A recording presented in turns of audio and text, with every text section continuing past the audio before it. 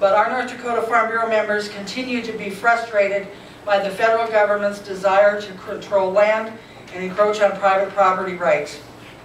The federal government doesn't own land in this state, but it certainly seems to want to control a lot of land in this state as well as other states.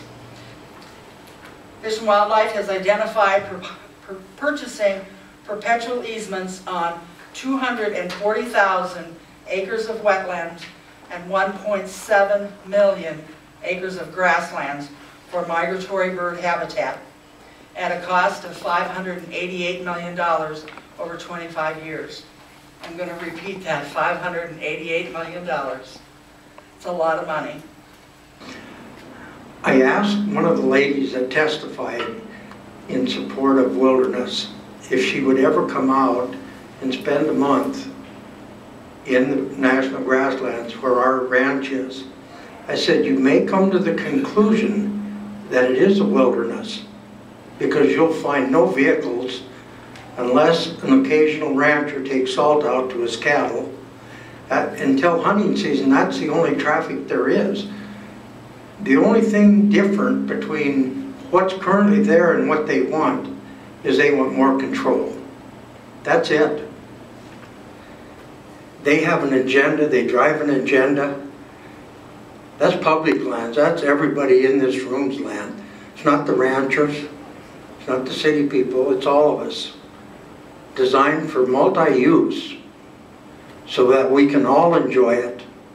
But if you designated a wilderness, you limit immediately who can enjoy that. So I support what you're trying to do with this. I really understand exactly where you're coming from. Thank you. Our wetlands are saturated. I don't want to drain them in the spring, but we need to get rid of the water this fall.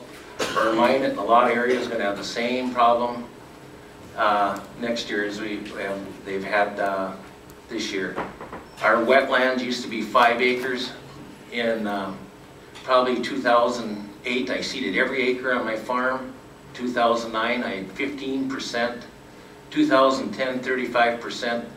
This year, 85%. And if I don't drain the water, you know, the chance of me farming my land next year are nil. And I cannot believe that people signed an agreement for $1 back in the 50s and that they're still being held to that. And the only way it's going to change is someday when we start to run out of food, people are going to realize that we need to manage the water. We don't know where these programs are going to end. Well, if you sat through the Natural Resources Committee on the House side of the aisle this last session, we found out how far the U.S. Fish and Wildlife Service can stretch an easement. Remember when they first took their easements, it was no burning, draining, or filling, and it was never going to bother anybody because that's all it was going to amount to.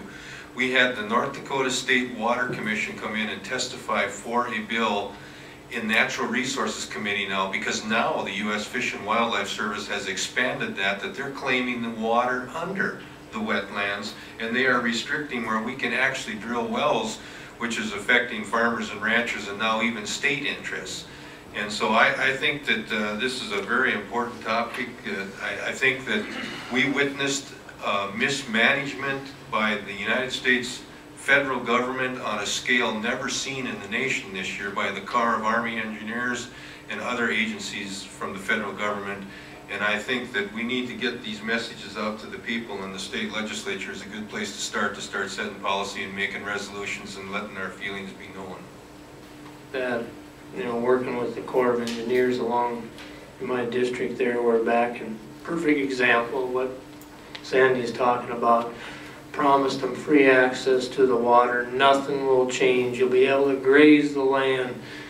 And here we are today fighting access to that water and access to graze that pasture. And if you drive along that river, and you just can't believe it. You go out there and you see thistle 6 foot high, and I don't care. Even deer don't like thistle that high. I mean, talk about mismanagement. Just common sense, because of pressure coming from other sources.